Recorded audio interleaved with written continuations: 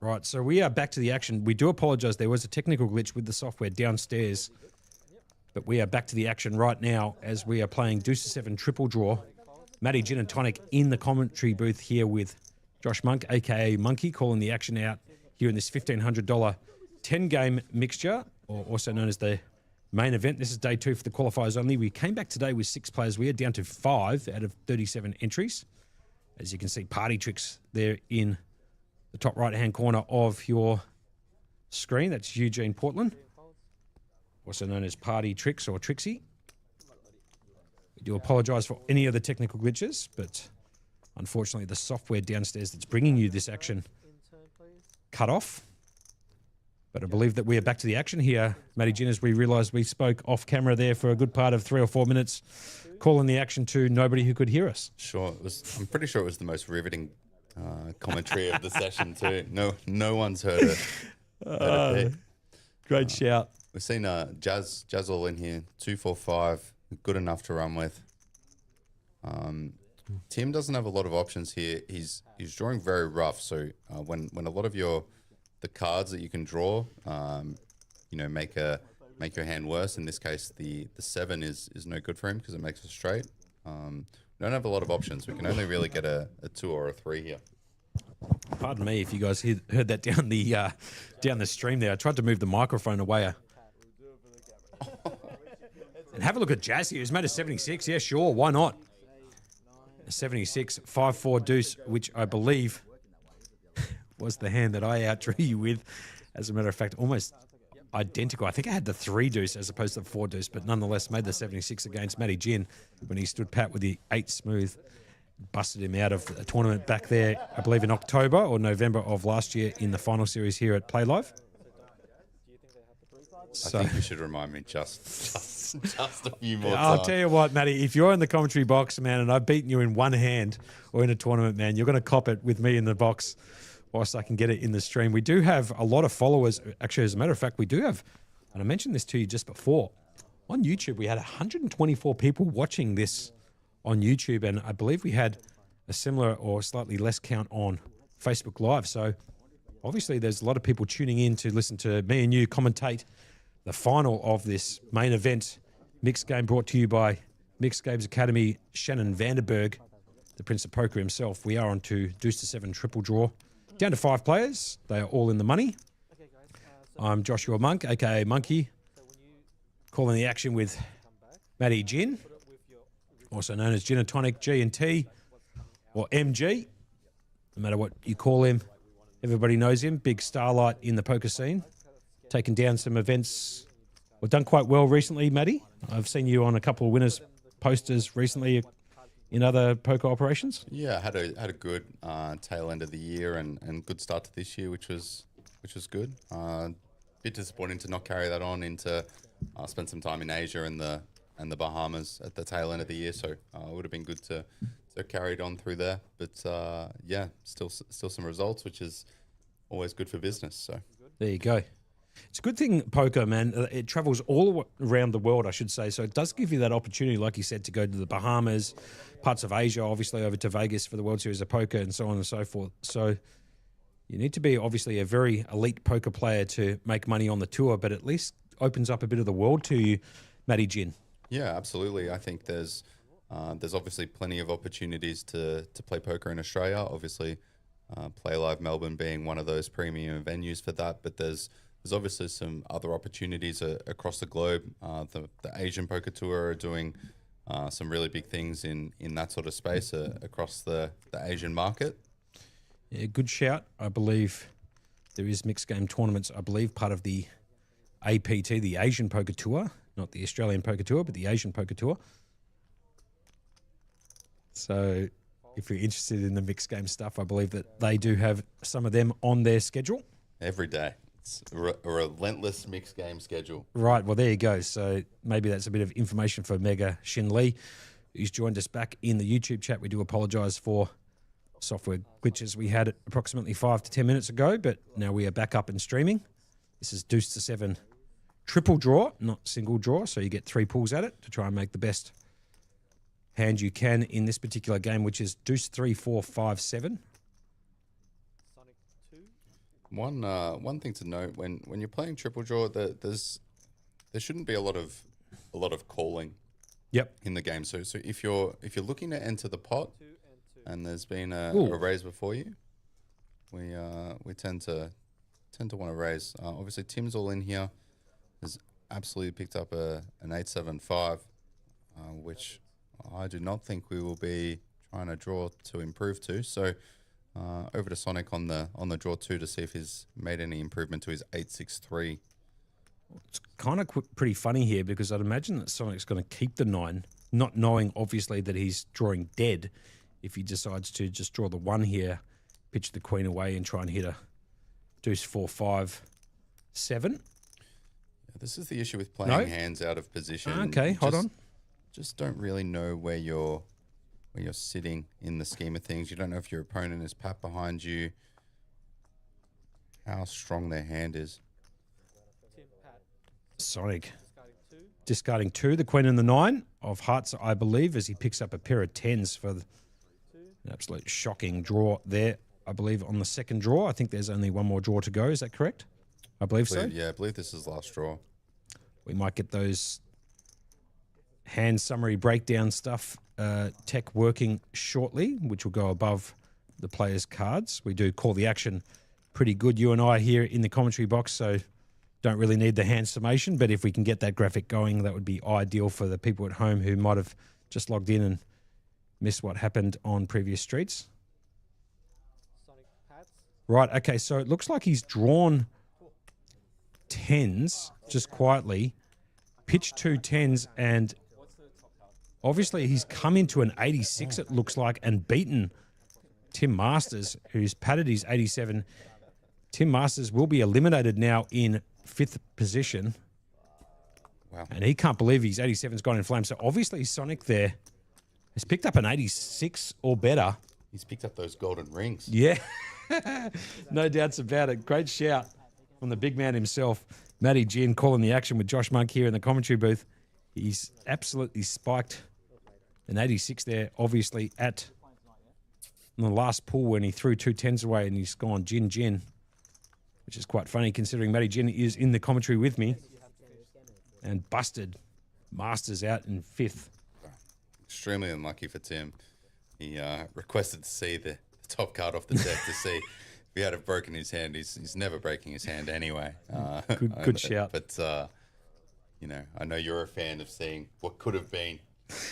Unfortunately, there is no rabbit holing here in tournament poker, so Brian doing the right thing and not showing him what could have been. Obviously, it's part of TDA rules that we don't rabbit hunt tournament cards, but nonetheless, he was busted there in 5th and picking up $4,310 for his efforts, so nearly 3x his buy-in to this particular tournament, which is better than you, Matty Gin. He picked up negative $1,500 for this particular event. You were one of the 37 entries into this event. No cash in this one, but Absolutely negative 1,500. Just playing. I was on a table with Cale Burns and see you later, Mr. Ragazzini, and just absolutely playing no limit hold'em pots against these guys in the mixed game streets is not where I want to be. But no. Yeah, Cale absolutely made the buried full house against me in stud versus my straight. So when I had some blockers to his full house, so that absolutely got me naturally. So limits have now gone up here to 80K, 160K. Just a note, obviously Jazz is on the shorter stack side. In these limit tournaments, you're often able to navigate to some of the split pot games, and they tend to be a really good opportunity to stay in the tournament, to try and accumulate some chips. Obviously, you can try and pick up half the pot, and you're actually often increasing your stack drastically with even picking up half the pot, let alone the times you do scoop as well. So I would expect to see Jazz to play fairly conservatively until we get to those games. Unless we have a really strong draw here in deuce to 7, we might elect to run with it. Good shout there by Matty Gin in the comments. Good chat there. Well said. Get back to the action here. We are playing deuce to 7 triple draw, as you can see from the event ribbon at the bottom of your screen. are dealing with a couple of little technical glitches, so we do apologise if there's some misrepresentation on your screen in terms of hold cards or draw cards or catching up to the action. But we will nonetheless call the action on the screen to the best of our ability, Matty Gin, as we get round to Jason, who's in the small blind here with the 9, 7, 6 and a pair of threes. So he could potentially go a couple of ways with this particular hand, but I'd imagine he's probably going to keep the 9 and draw 1 and try and hit a 97 if he can. But get to that in just a second. There's Liam Jew, who picks up a bit of a monster here and puts in a raise to 160. Jason's going to call. Liam Jehu with a 6-4-3 double deuce. So he's got a few outs also to improve his hand. Unfortunately, he can also make a straight if the 5 comes into his hand, which I almost always pick up when I'm drawing 1 to this particular hand, and I go on a little bit of tilt. And he does pick up the 5, but you can't make it up. I swear to God, you can't make that up. He does pick up the 5 and make a straight. Now, obviously, a straight in this particular game is horrific. Straight, no good, but he's now going to obviously pitch the 6, I would imagine. Now we get to pitch the 6 and open up some options here. A little bit surprised to see Jason draw to the 9 here with so many draws. I think we tend to want to keep the 9 in later draws other than first draw here. Especially when you've got to play the hand out of position. Small blind versus big blind. Obviously, the small blind is the out of position player. Be interested to see him keep firing here. He is on a 7 draw now, so has improved his hand from a 2 draw to a 1 draw.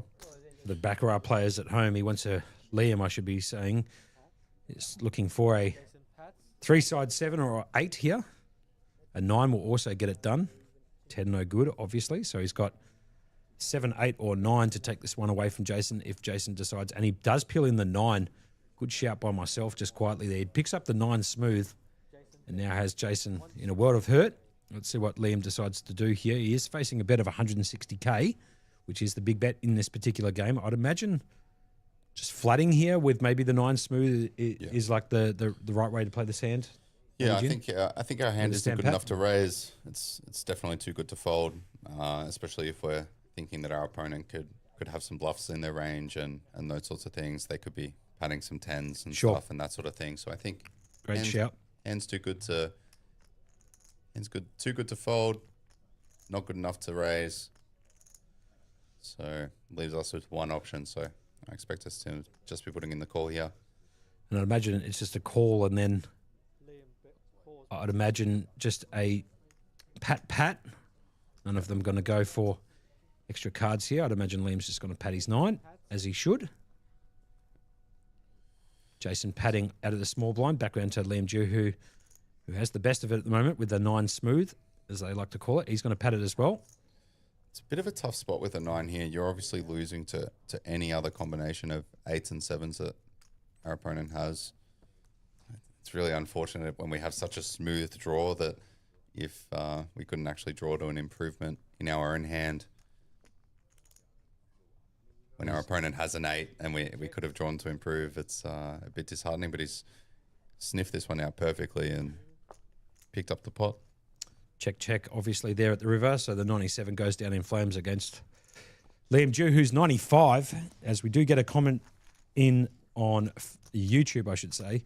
Timmy Dixon, what was the buy-in for this game and payouts? We're hopefully going to be bringing the payouts into YouTube live chat and that of Facebook Live with the payouts. I do have them in front of me, so I'll get to them in just a moment. But the buy-in for this particular game was $1,500. It's a 10-game mix. The main event, actually, for the Mixed Game Academy, which started yesterday, and Matty Gin, who's in the commentary box with me, played in this particular event. 37 entries, 4 left. And I do actually have the payouts for you guys, so just bear with me as I bring them up on my phone. So now that we are down to 4 players, the 4th place finisher will get $5,270 for their efforts. 3rd place will get $7,190. 2nd place is $10,540. And the winner of this event will pick up $16,775, provided there is no deal making. if there is a deal made in this particular event, we will give you that information as soon as it comes to hand. As we get back to the action here, we are playing deuce to 7, triple draw. So for those people who like to squeeze up cards like yours truly. Talking about complainers, I know we will get back to that, Matty. We spoke about that before with Jazz being a little bit of a complainer, but obviously a seasoned veteran in mixed game stuff. Shout outs to Jason and Simon Shaheen, who in order prioritise their poker by coming in to complain first, pure cards second, and then hopefully make the money third in that particular order. We have had a bit of a laugh about that in the past, and I would tend to agree with those priorities. Come in, complain, squeeze some cards, and hopefully win some money as Jihu draws 2 smooth to keeping his deuce 3-4 of spades. He does pick up the 7, which is a monster card, as Sonic picks up a pair of 8s to go with his 87 draw at the moment. Obviously, we see Liam now drawing to a flush, which is not particularly where we want to be. It's not the desired outcome. It does remove some of the combinations of cards that make our hand. But our hand's obviously too strong to just throw the 7 of spades now, because we're scared of a flush. We just roll the dice and hope we pick up the two-side red and hope for the best. Have you seen the trophy for the main event? The absolute wrestling belt that is the absolutely love it. Shannon has put out the old WWE or WWF, if you go all the way back to the start when I was a kid. He's got the World Championship belt out there. It's an absolute ripschnorter of a trophy. I don't know if it's something that you keep, or I'm not 100. Is it a keep trophy, or is it something that they just put the name to? I believe it's a perpetual. I mean, I do have one in my garage. Oh, it must be nice. There it is. I know you're alluding to that for some reason. Well played. No, I do believe it's a perpetual, but I believe the panels got full the time that I won it, and I just decided that it was coming home with me. So just some of the perks of being the mixed games unpaid ambassador, as Shannon refers to me. I decided to take some form of payment in taking home the perpetual trophy. So gotta love that. That's too funny. Liam obviously squeezing up his draw card here. I don't know if he's put it over the RFID reader or if we're slightly behind in bringing you what card it is that he picked up, but it looks like he's just called. So I don't think he's improved on his hand.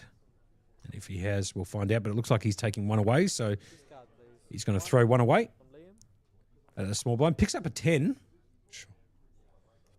And it might be catching up to the action, but I'm not 100% sure what's going on. Looks like Sonic's going to pat. Now, I believe that... So here we go. So this is a perfect example of Sonic with the 8-8-7-5 deuce. And maybe you can explain a little bit of the reason for why Sonic has decided to pat back here on the second draw. Yeah. Matty Gin. Yeah, obviously we were discussing earlier in the commentary snowing or bluffing and what candidates are good hands for us to do that with. Any hands that contain 7s and 8s and pairing those are really strong. It means that it's even less likely that our opponent has a strong hand. It means that they're more likely to have a 9 or a 10 like Liam has in this instance.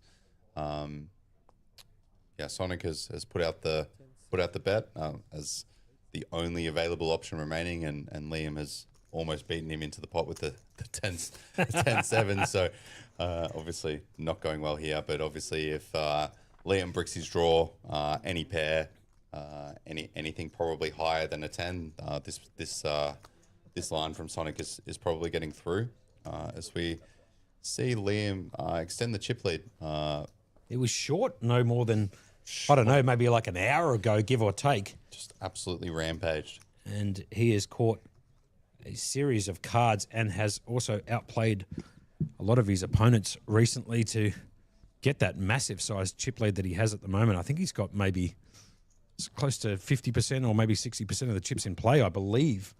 Matty Gin. How many chips do you start with in this game? I didn't quite see what the starting stack was. 125k. Right, okay. The start stack. What's he got now? 2.7 mil, give or take? Lots of discs. Yeah. Good shout there from Matty Gin. He's joining me, Josh Monk, in the commentary. We are live on a 20-minute delay at PlayLive Melbourne, 129 York Street, bringing you the conclusion of the $1,500 main event brought to you by Shannon Vandenberg of Mixed Games Academy in conjunction with PlayLive Melbourne.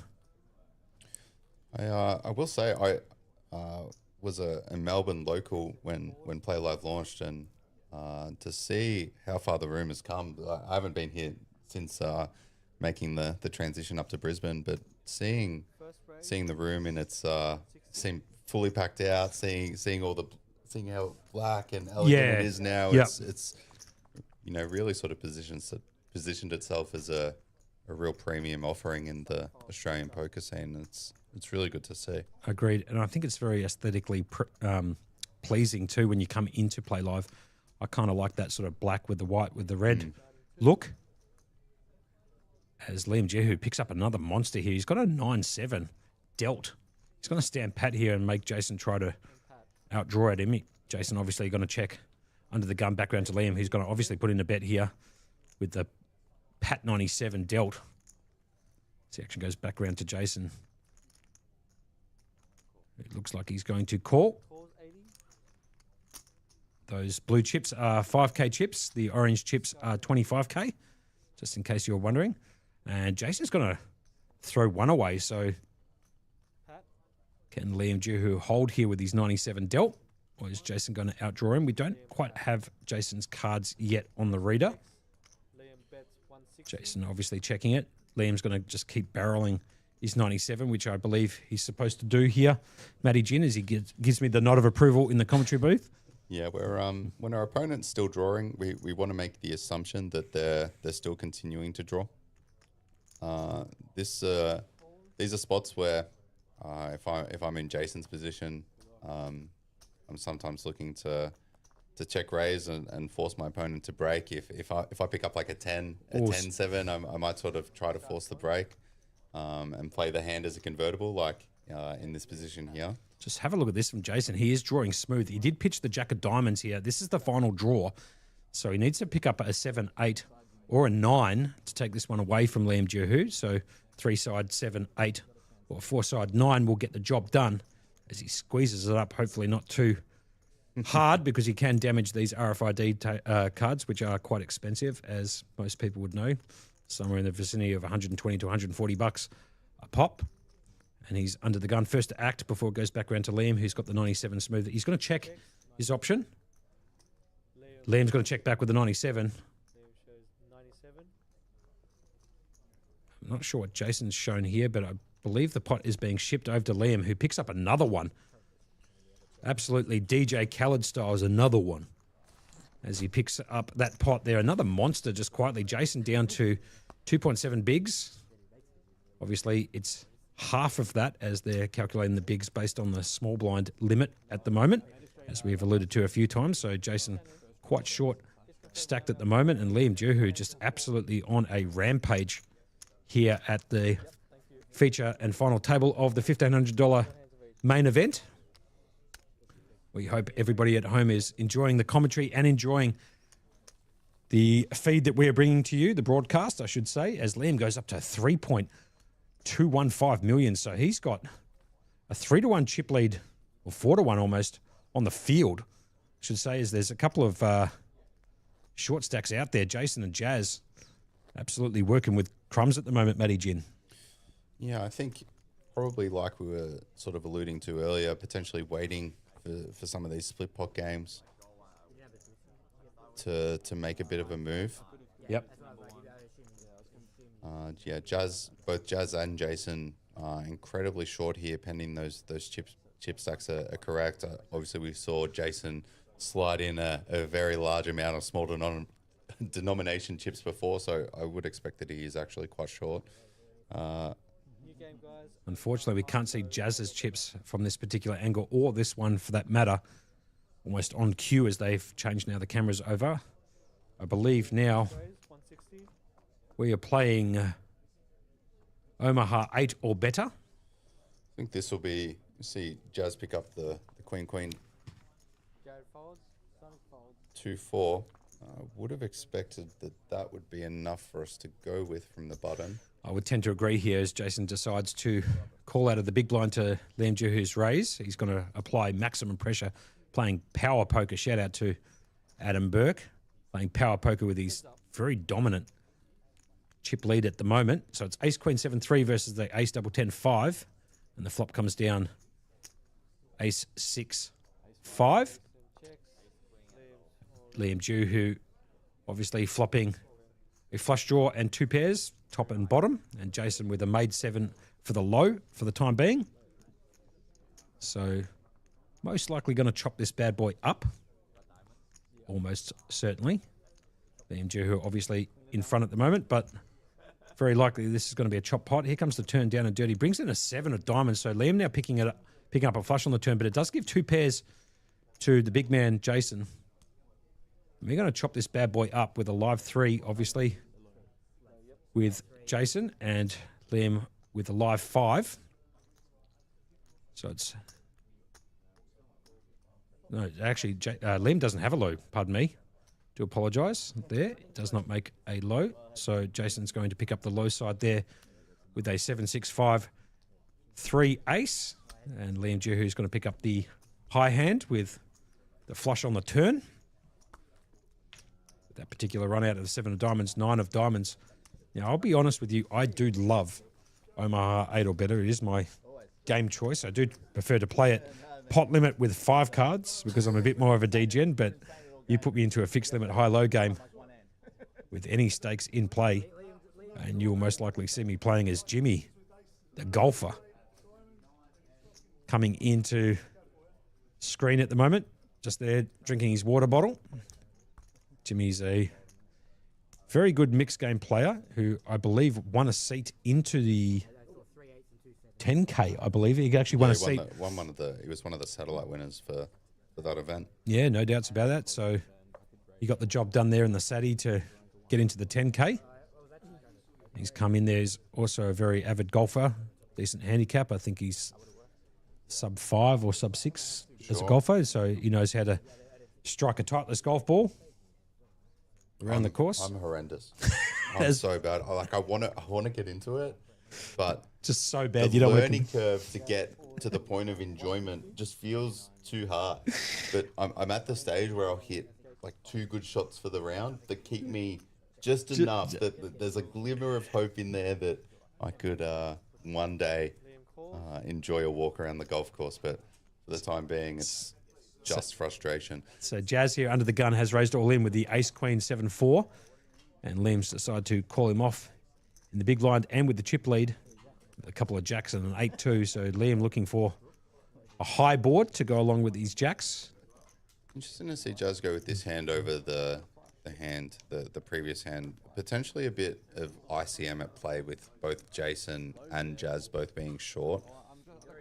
So this is almost certainly being chopped up as Jazz got a check mark next to his name. He cannot lose the low as the flop comes down 8-6-3. The jack of diamonds on the river is going to give Liam a set of jacks at the river that was actually outdrawn on the turn. Sure. Jazz had actually spiked the queen of hearts on the turn to take that one away, and then Liam all of a sudden finding a jack at the river. He also did have that flush draw, so he did have a few outs there, but spikes the jack, and that one's going to be chop it up buttercup. As we get back to the action here, I might just leave you, if that's okay, Matty Gin, for 2 minutes or so. I just need to get a glass of water, so I'll be right back with you shortly.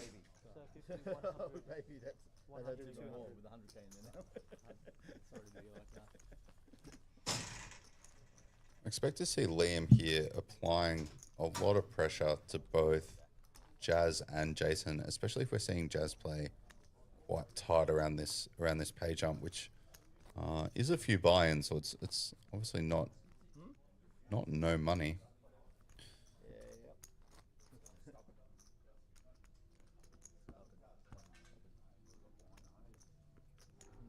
Jason obviously coming off the back of a second place in the 10K horse, so seeing him go back-to-back FTs in both of the big buy-in events so far is It's obviously really good to see. As I did mention earlier, very, very difficult player to play against. Obviously, quite new to the games, but obviously knows his way around them. But does play a little bit unconventionally in some spots, which does make things a little bit tough at times just to range him. Haven't seen much from Sonic lately, so this double suited combo, the Ace 4-7-6, seeing him raise it up under the gun. I just don't think this is good enough in 08 for Jason to go with on the button here. We're really looking for hands that don't contain eights, nines, and eights and nines, really. They're obviously not very good in 08, not really good enough for the low or the high usually.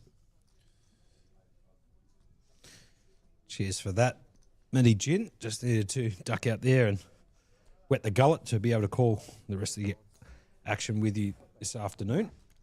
For those people who are just tuning in, you're watching the main event day 2, qualifiers only from yesterday's day 1. It's a 10-game mix. 10 games. I'll get to in a second as we get back to the action here just really quickly because Jazz could be all in on this board. Most certainly now going to get it all in. Jazz here, who picks up a flush draw and second best pair with the best kicker. Off to the races. Sonic's actually got the nut flush draw. So hold on a second. So I didn't quite catch that originally. So Sonic here with the nut flush draw. Jazz, his flush draw is dead. But he does have the best hand at the moment with a pair of queens with the ace kicker.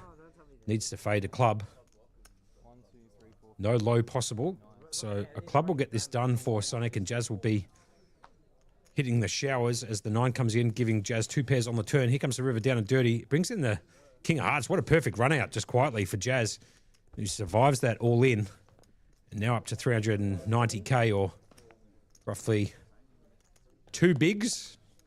I know it does say there that he has 3.9 bigs, but as you can see with the software downstairs, that is taking into account small blind, not the big blind. So Jazz absolutely surviving it there. Now Jason is the short stack at the table with 195k to his name. Talking about some games coming up today, I know we have said it.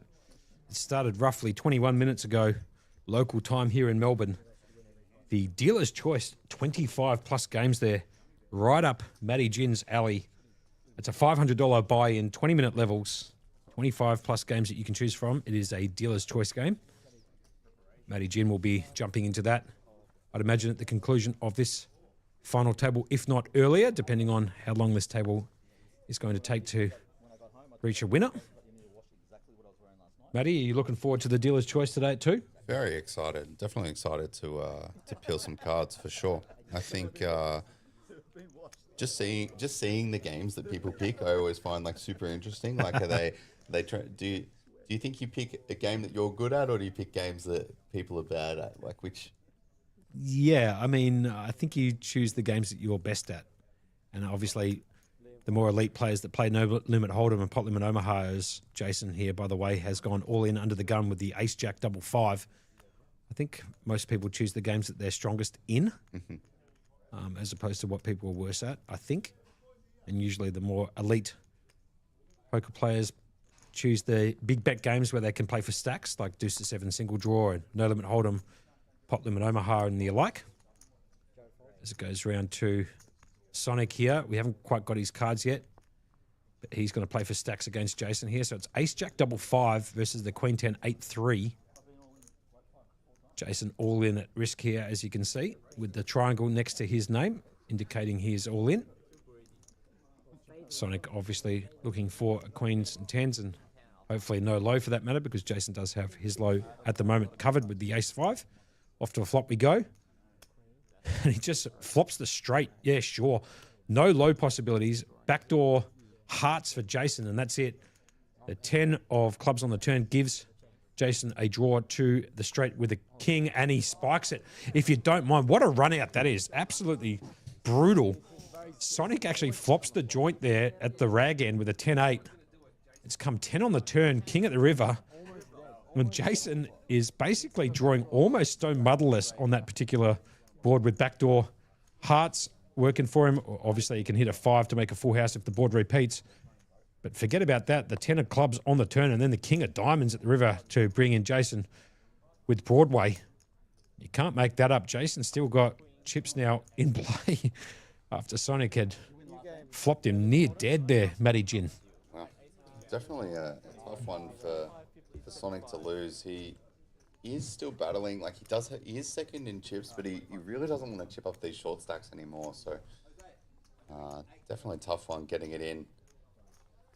Well, looking extremely good after the flop and to get to secure that pay jump and not being able to convert. As David Miles comes into the chat on Facebook Live, known in the industry as Milo, superstar of a bloke.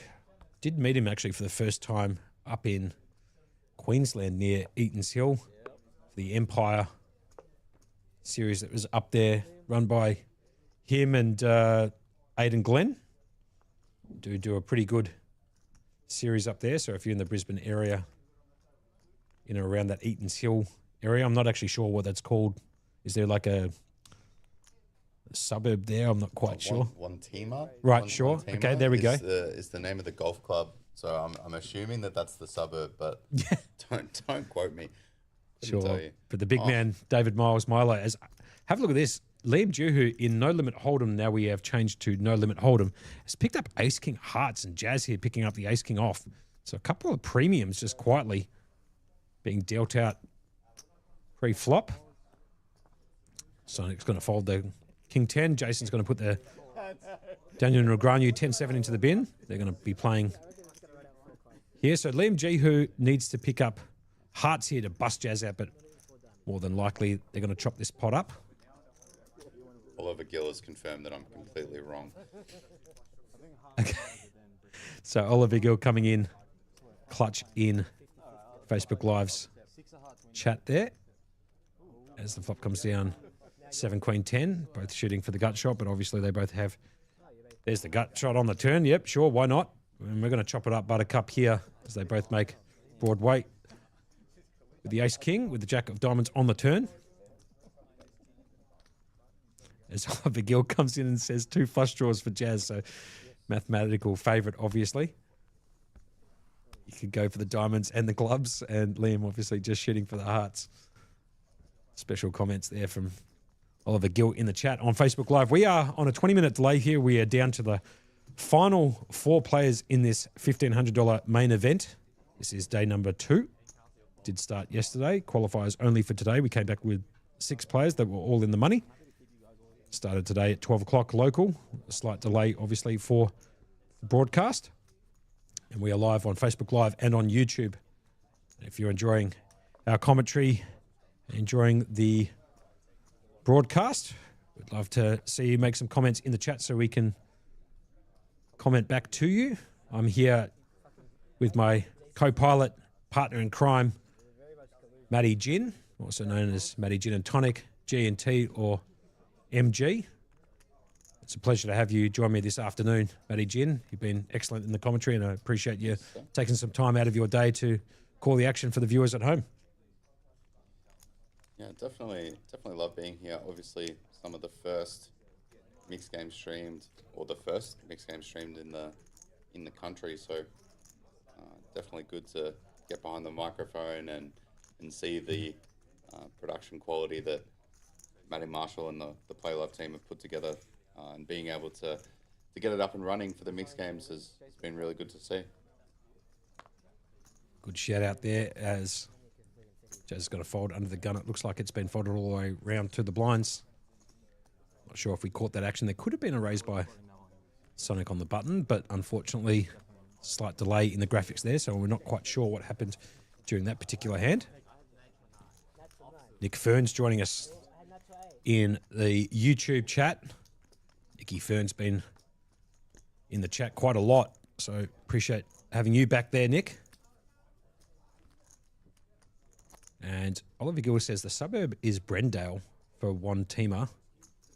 It's next to Eaton's Hill, which is also a suburb, so maybe a point for you, point for me, give or take. Yeah, chop the pot. Chop the pot, the high and the low. Yeah, chop it up. High going to Brendale and low going to Eatons Hill. I think we were both relatively close there. I think I got scooped. I think I said one team was a suburb, but it isn't. So just take the whole thing, mate. So There was a in the first day that I played here, I got to say that I didn't win half a pot, not a single. you got quartered. I didn't. I did for the whole tournament. I didn't win half a pot. Right. So either scooped or 1/4. No, I didn't win any pots at all. But just straight didn't win. Fair enough. Not even half a pot. UK Matt says hi. Here in the chat there on Facebook Live. Shout outs to UK Matt, the big man himself. I haven't seen him for a good part of a year, so I'm looking forward to having a frosty with him at some point. Hopefully we can do that in the upcoming week. Preferably not on Monday if possible, as I'll be watching the Super Bowl with the Shaheens and then doing a podcast thereafter, which could be a laugh and a half for those people who listen to the You Can't Make It Up podcast with me and Adam Burke, a.k.a. Burkey. We try to release an episode every Monday. We are 2 weeks behind, unfortunately, due to the PlayLive Melbourne Millions schedule and this Mixed Game Academy. But if you'd like and subscribe to that page, we are on YouTube and on Spotify. We bring some guests in and also talk about some funny You Can't Make It Up stories. Simply stories that we've got along the last 40 years that we've been alive. In conjunction with that of our special guests that are coming in to talk about stories so unbelievable you simply can't make them up. So we turned it into a podcast, and maybe Matty Jim, we might be able to get you in there somewhere down the track if we get a chance for you to come back to Melbourne and sit in the podcast room with me and do this all over again. Yeah, absolutely. Love to come down for a chat. As Nikki Fern says, love your work just quietly. I appreciate that and all the support we get in the chat. Hopefully you're enjoying. There's another comment comes in on Facebook Live that I did giggle at. There's a little bit of a side story to that. I'll get to that in a second. We are playing No Limit Hold'em here. We're going to Liam Jehu, who picks up the natural 9. If you play Baccarat, he's going to jam it on the button with the King 9 off. It's going to go fold from Jazz in the small blind and Sonic there also. Now, I believe we found the origin of the Sonic because of his surname, Hedger. So I think it's this thing that the Aussies like to do. They find Hedger, turn it into Hedge, turn it into Sonic the Hedgehog, and then back down to Sonic. So it's really only the natural progression. I'm surprised that we didn't get it straight off the rip. I totally agree. As Liam Jehu, as you can see, miles out in front. Have a look at the chip lead here just quietly. 3.5 million almost, 3.455, and everybody else less than 500K to their stack. Basically, it's a Liam Jehu fest here. And I guarantee you, he won't be making any deals on this feature table. So they'll be playing for all the chockies here, I can imagine, with the payouts being as follows, just in case you missed that action earlier. $16,775 for first, $10,540 for second.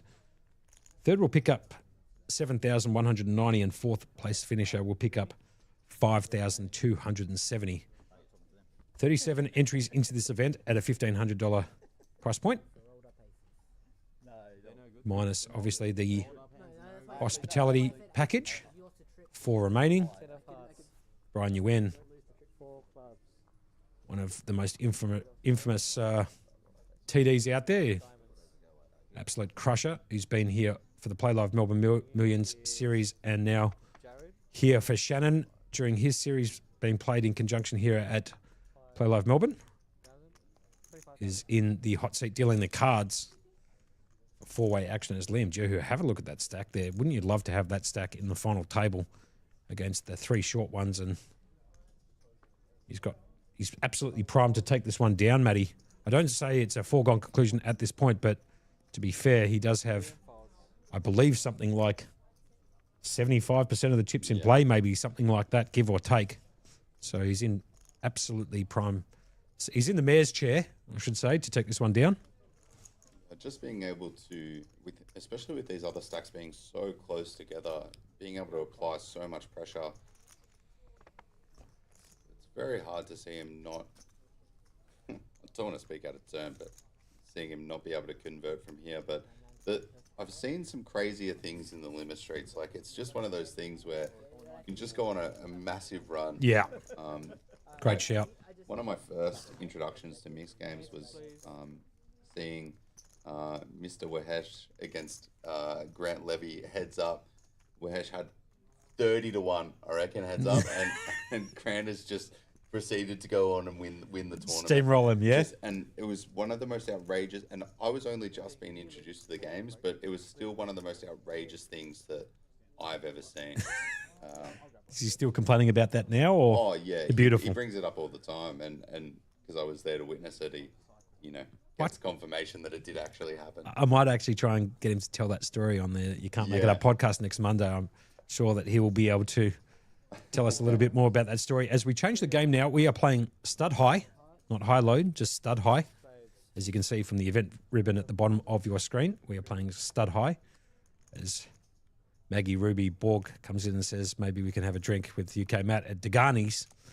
It's his absolute go-to spot. Every single time we go out for a drink, for some reason, we end up at Degani's every single time. It's a 100% hit ratio there. Don't worry about it. It's always on his side of town, which is miles away from where I live. As Jazz here decides to, or has to actually bring it in, I should say, with the 3 of diamonds. He's got 3 to a flush at the moment. Stud high. Jason's going to make the complete. Well, it looks like maybe he has raised to 200, I should say. Jazz completed, I should say, pardon me, to 100. And Jason putting in the raise to 200. Jazz is going to try and run his hand here. So Jazz all in. He's got 953 of diamonds working for him. So he needs to pick up a couple of diamonds to make a flush, as Jason has put him all in with the ace king 5. 2 hearts in the hole. Crazy to see that Jazz is, if you look at the cards at the moment, is actually a favourite. Slight lead over the ace king 5. Having the 3 to a suit. The equities do run extremely close and stud. So it looks like a deuce there for Jason. Deuce of spades. Jazz picks up the 8. No help really to him outside of completing 3 to a straight. Right, so ace high still out in the lead at the moment. Jazz now needs to find, he finds a 3 of clubs on 6th Street from I can hear. And it looks like the king of clubs, I believe, on 6th Street for Jason. We do apologise. And Jazz somehow finding the 8 on 7th Street to make 2 pairs, 8s and 3s. So Jazz is going to survive and take some money away from Jason, who's left with absolute cheesels out here. It looks like he's left with 10K or 0.2 of a big. It's actually 0.1 of a. No, it's even less than that, to be fair. He's left with absolutely nothing here. Quite a funny turn of events, as you can imagine. I think we have been told from the studio that there might be a break coming up relatively soon, as we have gone hammer and tong here in the commentary box for roughly 2 hours and a bit. And also the players have been playing for roughly 2 hours too. Should be able to get some information from the studio when we find out what has transpired.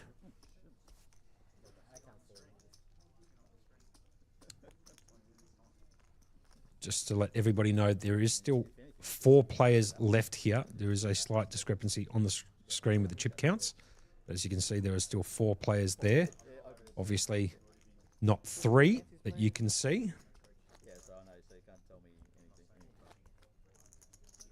And it looks like, just quietly, it looks like Jason's actually got more chips than the 10K that was suggested from the previous hand. Obviously, he's got more than 10K, as he's almost got a stack of blues in his hand, and I believe it looks like 1 orange chip or maybe 2 to the left of his blue stack. So don't pay too much attention to the stacks in play at the moment, as there appears to be a little bit of a glitch with the stacks. So do apologise there, the viewers at home who might think that Jason has less than what he's currently got, as it looks like Jason's going to move all in here. So don't really pay too much attention to the chip stacks at the moment, with the exception of Liam Juhu, who obviously has a monster chip stack in front of him. You can see it on screen, and also in the top left-hand corner, about 3.4 or 3.5 million in chips. Jazz is going to raise, and these two are going to battle it out again. This time, Jason all in. So Jazz has got ace, queen, jack versus the ace, king, 5, 2 spades in the hand for Jason. Obviously, because it is going to showdown, they're just going to turn their down cards up as opposed to slow rolling their opponent. And let's see another run out. Can Jason survive this time or not? I think it was the 6 of spades for Jazz and the 4 of diamonds for Jason. 6 of hearts for Jazz, who now picks up a pair. Deuce of spades, no help to Jason. 4 of spades. 4 of spades, so it looks like Jazz has actually spiked just the pair of 6s. And have a look at Jason's board here, who just picks up ace, king, 10 and doesn't have any pair whatsoever. So that's Jason hitting the showers in 4th position for a payout of $5,270 there. Matty Gin, pretty good showing from Jason, who has made so many feature tables it's actually kind of sickening, but good on Jason Wang there, who gets the handshake from the big man, the Prince of Poker himself, Shannon Vanderberg. Matty Gin. Yeah, we see Jazz managed to find the ladder with the short stack. Actually chipped up to being reasonably healthy comparatively, moving to second in chips, pending those stacks are accurate. So nurtured that stack really well. As I sort of said, the short stacks seem to have like a lot more survivability in the mixed game streets than they do in no limit hold'em. So yeah, definitely a terrific run from Jason. I'm sure we'll see him in the 3K tomorrow. Oh, no doubts about it. He'll probably be the first person registered as we get GGs in the chat from MSP on Facebook Live. Now, like the studio has alluded to us here in the Combox, we might be going to a break relatively soon. I'm not sure how long that break is. If you can let us know down in the studio so we can let the viewers know when to come back to the feed, that would be great, roughly speaking. As we are playing stud high, like we have alluded to in the last few hands. Jazz surviving an all-in and then busting the same guy who was trying to put him out of the tournament in 4th by picking up a pair of 6s in the last hand in stud. And believe it or not, it was good enough to get the job done as Jason whiffed a pair out of the 7 cards that were dealt to him. So we're down to 3 players. This is main event 10-game mix, brought to you by Shannon Vanderberg of the Mixed Game Academy, Matty Gin. And what a guy Shannon Vanderberg is, just quietly. He's one of the best. One of the best in the business and one of the best outside of the business. He just a great all-round guy. So definitely a great series he's put on here. Finding a home at PlayLive. He's been traveling his tour, so to speak, around the country, and has put on a number of events here at PlayLive Melbourne, and they seem to only be growing in popularity. So there seems to be a bit of a demand for the mixed games in the Melbourne market. So yeah, just really good to see the ongoing growth. Totally agree with that. Shannon, one of the most notable gentlemen in the game of poker, especially in the mixed game stuff, like you alluded to just before. Jazz up to 15 bigs with 740K. Again, those bigs are being drawn from the small blind, so please don't pay too much attention there. It's actually half of that amount, so 7.5 bigs, and obviously 4 1/4 bigs for Sonic. Just a little technical glitch that we had streaming and how it gets imported into the software downstairs. It doesn't take into consideration the big blind, unfortunately. So there's a little technical issue there, but we'll hopefully be ironing that out for the next series. Just getting back to Shannon as well.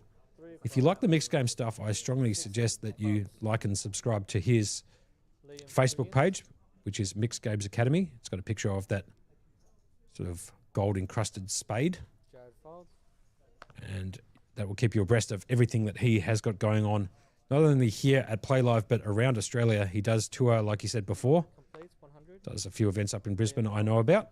I believe he might do some in Sydney. I'm not 100% sure, but maybe that's slightly accurate. I think there was a Sydney series that was scheduled that unfortunately had to be postponed, but I think we'd Probably see something in the Sydney space, hopefully sometime this year. So as MSP comes in with a pretty funny comment, does Liam have has Liam got a permit for the wall that he is building? He is building a stack on stack on stack wall, as you can see from seat 1. Nothing more satisfying than building a big chip stack. I'm a fan of the big triangle, personally. Just monstrous triangle. Can't say I've ever been in a tournament where I've had the privilege of having a monster WSOP stack in front of me. Hopefully maybe later on this afternoon, if not tomorrow, I can produce that. But knowing me and how I like to play the mixed games, I'll most certainly be nowhere near the final table or nowhere near that big chip stack. So, and when I get it, I usually outplay myself and bust, as Liam picks up a pretty big hand. We are playing Razz now, so idea of Razz is to make the lowest 5-card combination you can, given the cards in your hole and the 4 cards up on your personalised board. Starts off with a 3-4-5. And Jazz going to come along here with the 8-6 deuce. So very competitive hands, both of them, as 4th Street comes down now. As Oliver Gill says, one thing is more satisfying is knocking down somebody else's wall, which is relatively true. A lot of pests out there in the poker community like coming over and knocking over somebody's tower just for some giggles, as Liam Jehu picks up the 10 of hearts on the turn. Jazz has got the Jack of spades. Matty Gin and Tonic, maybe you can call out the rest of the streets here. We'll go half-half, if you don't mind. Obviously, in Razz, we often call the small bet street and then make a decision on 5th. So as we can see here, Jazz has picked up probably enough equity to run with, as we picked up the ace of spades on the small bet, and seeing Liam pick up a bad hand. This could be a good pot for Jazz, just quietly up against the chip leader of Liam Jehu, if Liam can not improve on his hand and Jazz can. So 8 of clubs pairing Jazz on 6th Street. Liam, as you can see, behind at the moment to Jazz's... Oh, pardon me, he's not behind, because he did pair on 6th Street there. So Jazz, I believe, is now all in.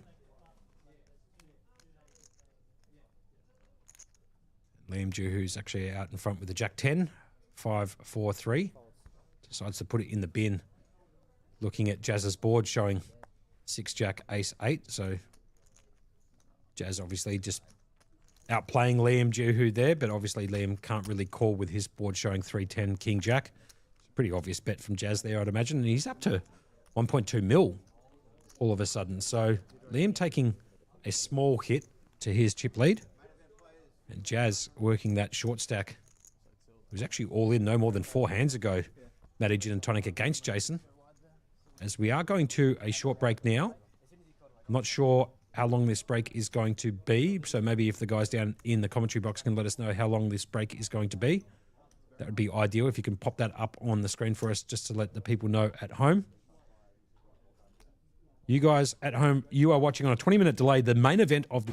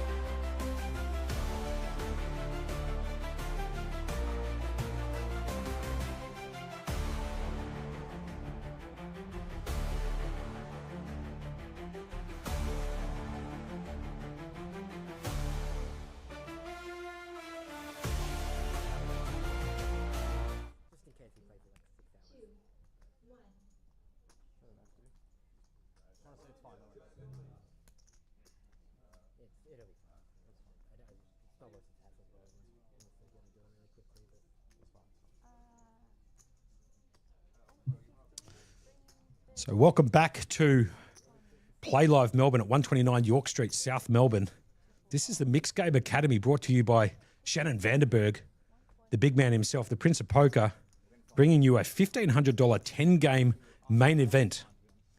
Qualifiers only for today, 30-minute levels, started today at midday. We've just approached 3 p.m. And we've got a change in commentary here, as Matty Gin said at the break. He wants to jump into that dealer's choice that he alluded to multiple times just before he went to break. So he's going to jump in and play the 25 game. So if you want to go down there and bust Matty Gin, he's down there playing the 25 game. But I've got the privilege now of introducing a new guest in the commentary box with me, Eugene, also known as Party Tricks or Trixie. Party Tricks, how are you, boss? Monkey, it's great to be here, man. I'm very pleased to be calling the action with you. Good, man. I hope you're not too, anxious or anything about calling the action. It's basically what we do when we sit around the table between me and yourself, looking at cards and calling the action and complaining. And basically that's what we're trying to do, Eugene. That's it, man. And what are we playing here, Monkey? Razz? Looks like we're playing Razz here. You'll be able to tell from whoever the bring-in is, but at the bottom at the event ticker, also known as the event ribbon at the bottom of the screen, it will show which game we are playing. If there is a issue there, I'll bring you up to date as to which game we are playing. They are putting the payouts into YouTube and to Facebook Live. They will also be adding it into the event ribbon at the bottom of the screen shortly. I will just down there with the studio crew putting that together for the people at home who are watching this broadcast. I believe the game now has changed to stud high-low, 8 or better, as you can see from the event ticker at the bottom. So bring in from Sonic here, showing the ace-jack in the hole with the deuce of hearts. Liam's going to fold the king-9-queen. And to Jazz. Good friend of yours, Jazz, Eugene. Very good friend. Good friend in poker, and that's where I met him. He's got the split sevens here. So we call it split sevens because you can see that the sevens is split. If it was in the hole, 2 sevens in the hole would be hidden. That's so in stud, we typically refer to as split sevens. It's a little bit more obvious. If it's in the hole, it's a little bit more disguised. Well played. So he's going to complete, and he's taking this one down. Now, just quickly, I'm going to pick your brain here a little bit, Party Tricks. So if you've got sevens in the hole and like an ace showing, what do we call that? Yeah, that's what we call sevens in the hole. Okay, sevens in the hole. And if you got, like, for example, like Liam Dew, who had earlier today, he had pocket fives with the 5 showing up. What do you like to call that? So 5-5 in the hole with a 5. Oh, we're just starting rolled up. It's even less common than aces. It's a magical hand, and I did see the run out, which is very unfortunate for Liam, unfortunately. It's less common than aces. You're not going to see that very often, and usually get it in the wrong game. You usually get to the rolled up kings in Razz. No doubts about it. As you alluded to before, Liam started with rolled up 5s, got outdrawn. I believe it might have been from Jason, who picked up that final 6, I believe. He did. He was drawn to a low and he spiked a 6 and took the whole pot. But, that's the game.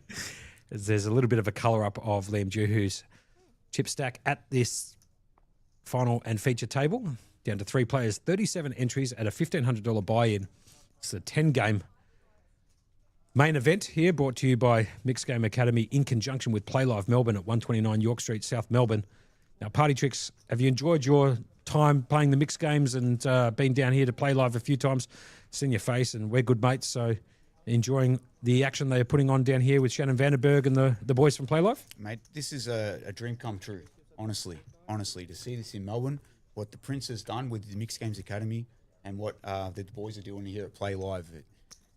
Who would have thought, Yeah. And in 9 months, and then, guys, in a week, look at the quality of this stream that we're putting up. Mixed games, stud on this, Yeah, great shout there by Party Tricks there in the commentary booth. This is, I think, the 12th time that the studio downstairs has ever streamed anything before, as the Matty Marshall came in from Newcastle to help set that up. And then the boys down here have put together this package for you that you see up on your screen. So big shout outs and big W's in the chat for the guys downstairs who are bringing you all of this telecast. So it looks like in the action here, Monkey, don't want to cut you off, but no, go ahead, Jazz please. has got a deuce with 5-4 in the hole. He's got 3 to a wheel and stud high low, a pretty good starting hand.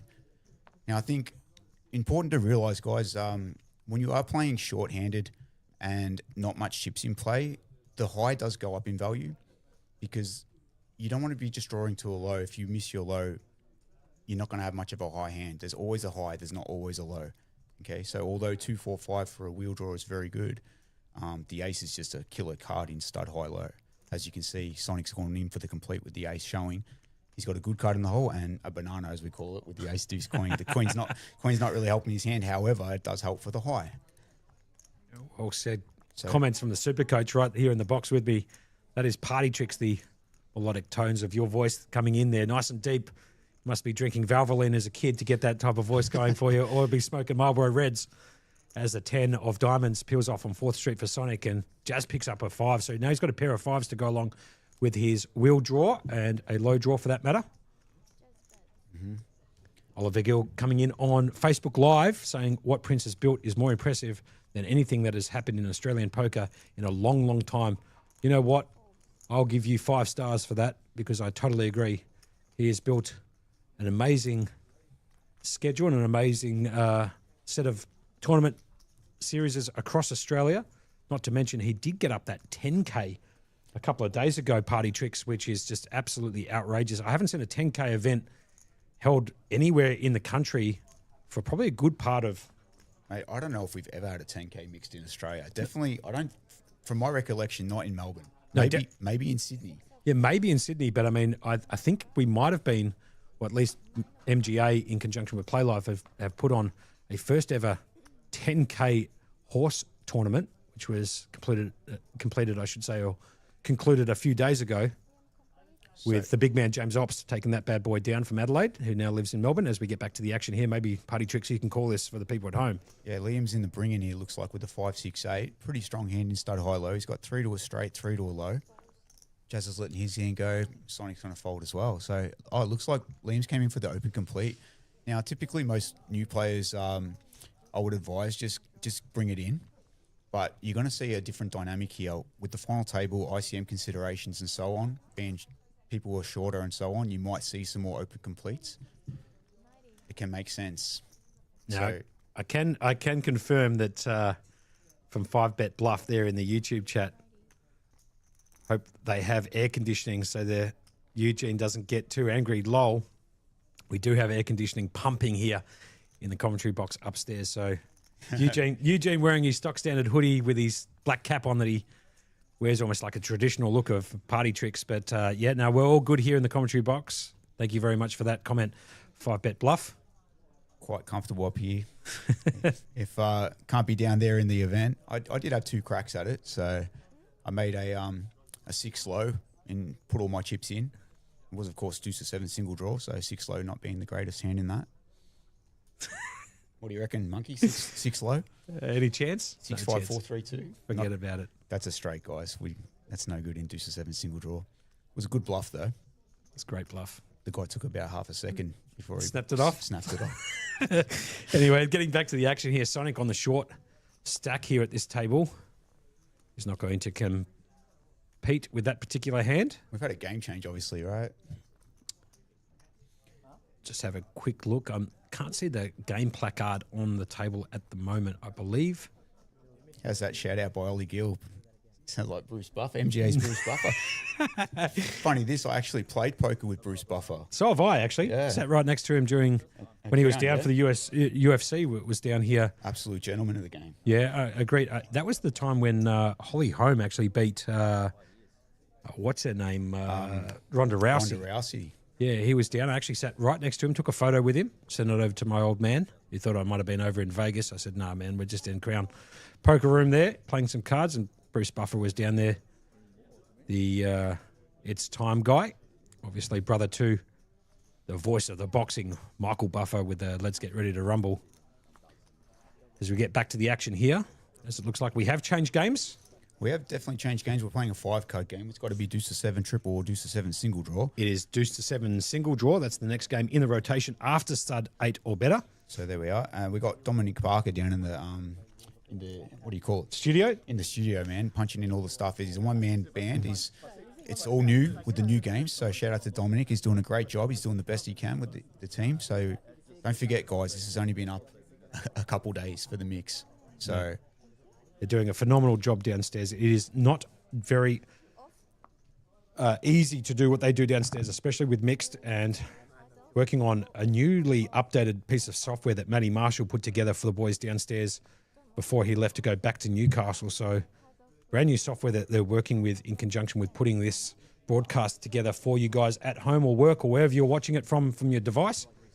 As Oliver Gill says, he wants me to do maybe the Bruce Buffer, or maybe throw it over to you, Party Tricks, to do it with your deeper voice, that live from the PlayLive room in South Melbourne. It's time, that type of stuff. Yeah, we are live.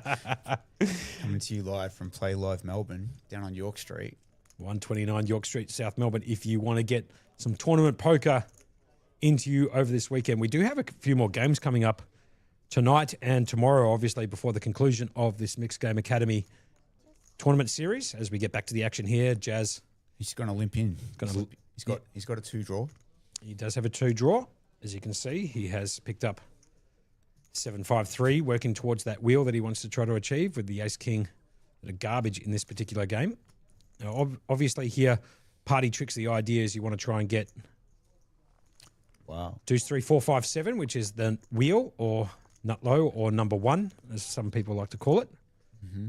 Sonic here just checking back his option, the big blind with a king, queen, jack 10 deuce. Yeah, so he's in a little hurt here, but he's got a pat queen facing a draw 2. I think he might just pat this. Let's see what he does.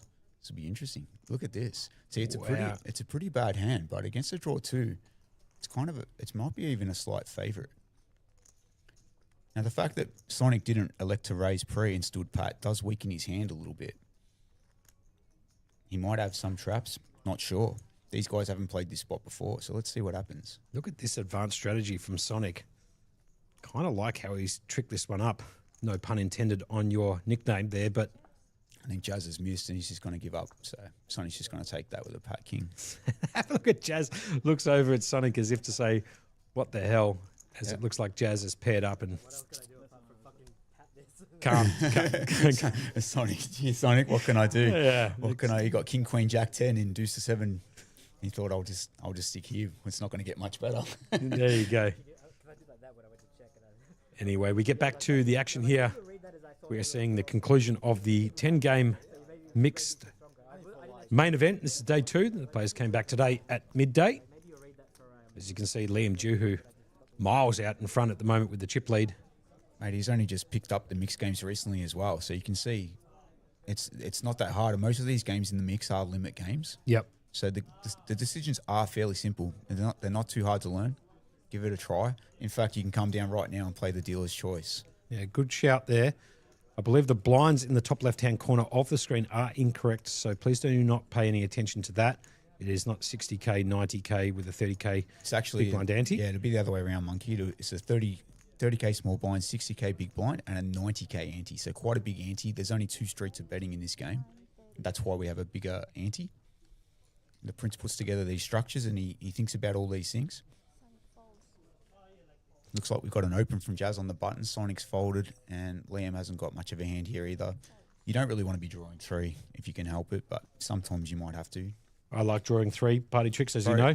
I've seen the way you peel cards, Monkey. Maybe drawing 3 is optimal. No doubts about it. I'm one of those guys who likes to squeeze up cards. So if I've got a 3, 4, 5 or whatever draw, I will be taking maximum cards, not caring too much about equities. I just like squeezing up cards. And then when I make a hand and lose, I complain, as most people like, or whinge. But I'm just there for a bit of fun, as you know, Party Tricks. I'm not a full-blown player, never really have been. Just enjoy playing some cards with the boys and the girls out there in the field and showing a bit of banter and having a bit of a laugh.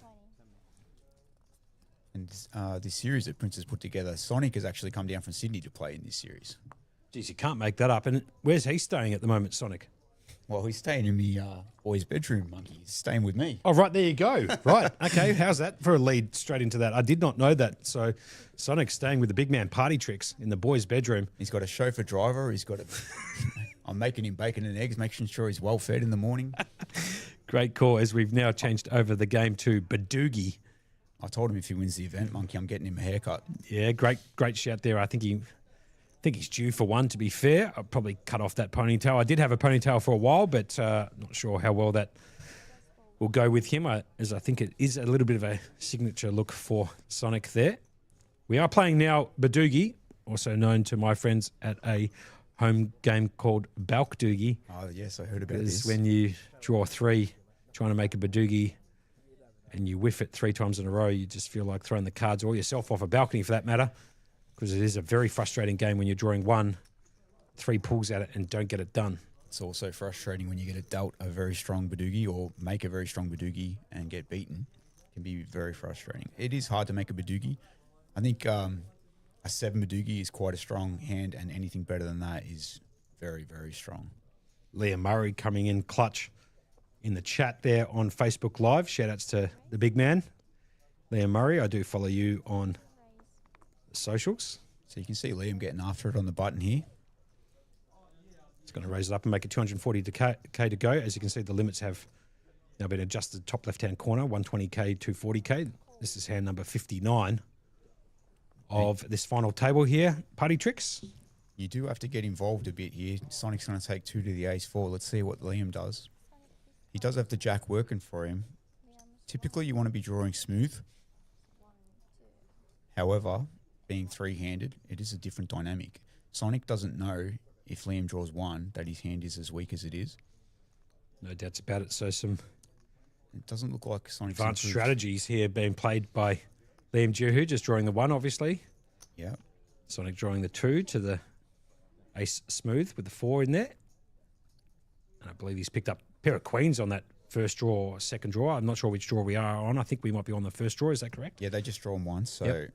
they're on the second draw now. It's going to be a small bet. So if he does face a bet here, it's not a good position to be in, drawing 2 again versus a draw 1. And that's why Liam, even though he's drawing 1 to a kind of rough hand, he does have that advantage of position.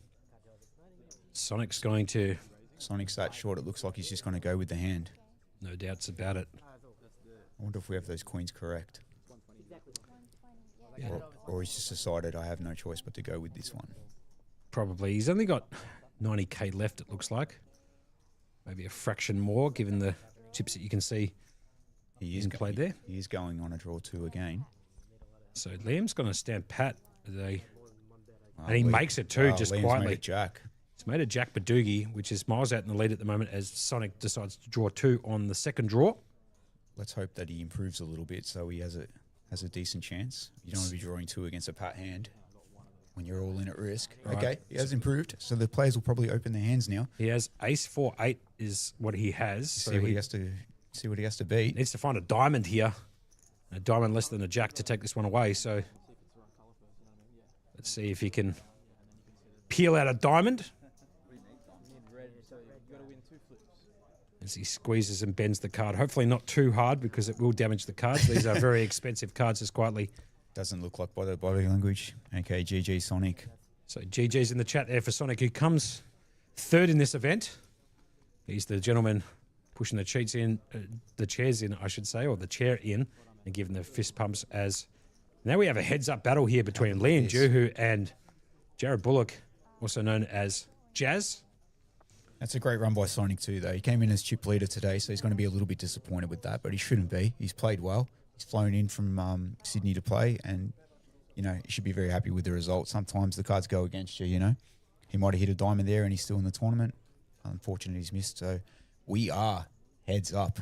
That's it. We are heads up. So for third place there for Sonic the Hedgehog, also known as Brendan, picking up $7,190 for his efforts, which is pretty damn good there, Party Tricks, yeah? I'll be happy with that, mate. But now we've got Liam versus Jazz, Autobot Jazz, who's been playing mixed games his whole life.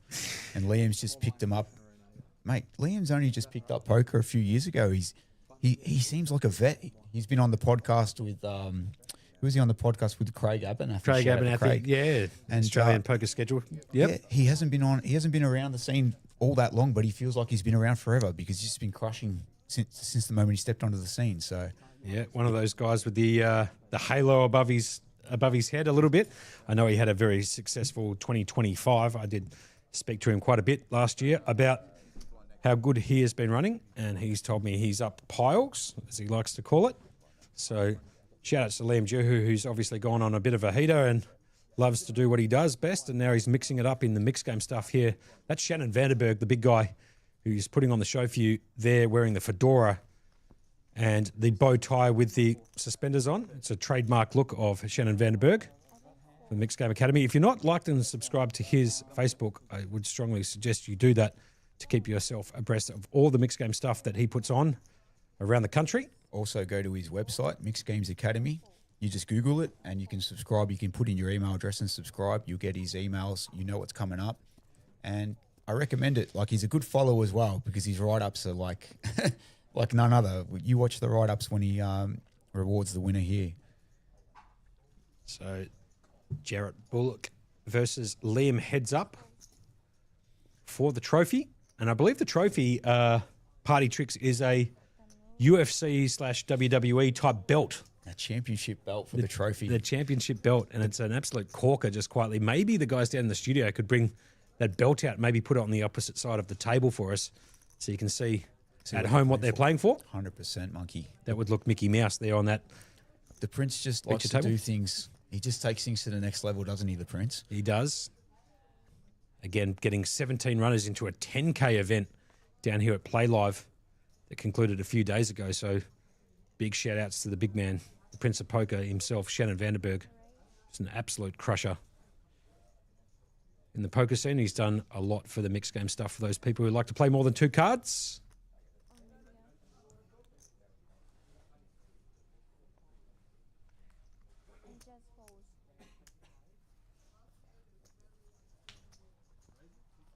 Might be a very short delay coming up in the next 5 hands or so, as we are dealing with a couple of issues downstairs. Nonetheless, we're going to see if we can bring out the trophy, which is that WWE/UFC type belt that Shannon has put together for the winner of this particular event. Be pretty sick if you use that as a card protector if you're out there playing a couple of games in the afternoon. Put a whole belt down here to cover your cards. That'd be all right. Oh, that's too funny. Shout out to the dealers here at MGA too. Some of the best of the best. They know all the games. It's not hard. It's not easy when you're dealing 10 different variants, which is what these dealers are expected to do.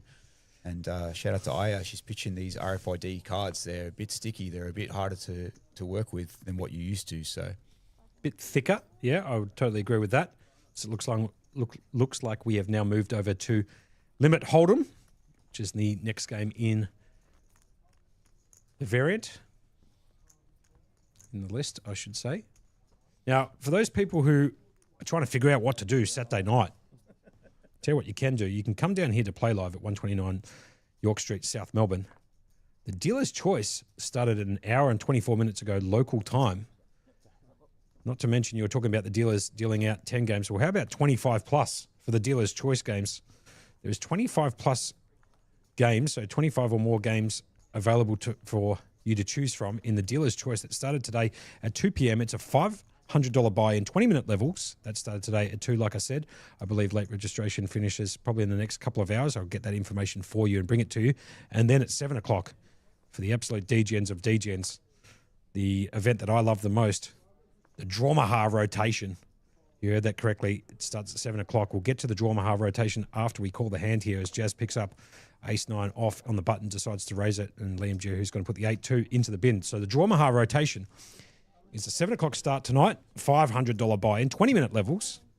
Now, for those people who have never played Omaha before, Party Tricks, this might be the one for you to give them a little bit of an introduction as to how Omaha works and maybe the deuce to 7 portion of that split next too. Yeah, I can do that quickly for you, Monkey. So Omaha is a split pot game. Half the pot goes to the Omaha hand and half the pot goes to your draw hand, which is your 5-card hand. After the flop, there is one draw where you can typically draw a maximum of 3 cards. So you're trying to make 2 hands. One is an Omaha hand and one is your draw hand. Now, when we talk about the other variant, the deuce to 7 Omaha variant, it just means we're trying to make a deuce to 7 hand in our hand and an Omaha high hand on the board, which is a little bit, how do you say, a little bit juxtaposed, you know? Yeah, no doubts about it. You're trying to make the low in your hand in the physical 5 cards that you're holding and try and make a high hand on the board. So bit of sort of back to front sort of irony there as you're trying to make a low in your hand and a high out on the board. I guess typically you want to make a straight on the board and a low in your hand to try and scoop the pot. No doubts about it. Very hard to scoop actually in Deuce to 7 Draw Maha. You need to get a very specific flop or at least community cards on the board for you to be able to make a scooper. I don't think I've ever had one before, but to be fair, I don't go deep enough in tournaments to be able to get a scooper.